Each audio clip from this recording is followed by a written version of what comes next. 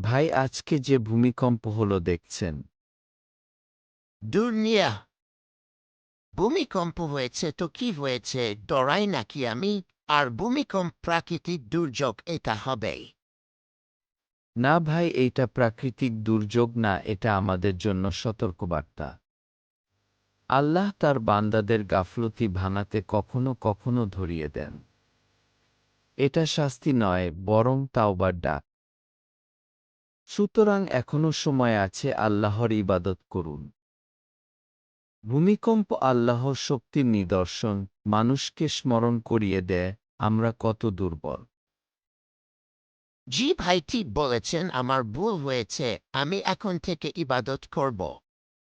ইবাদত শুধু কাজ নয়, এটা জীবনের চূড়ান্ত প্রশান্তি। যে রাত ইবাদতে কাটায়, আল্লাহ তার জীবনের সব অন্ধকার দূর করেন। ইবাদতের প্রতিটি মুহূর্ত আল্লাহর নিকটের সেতু।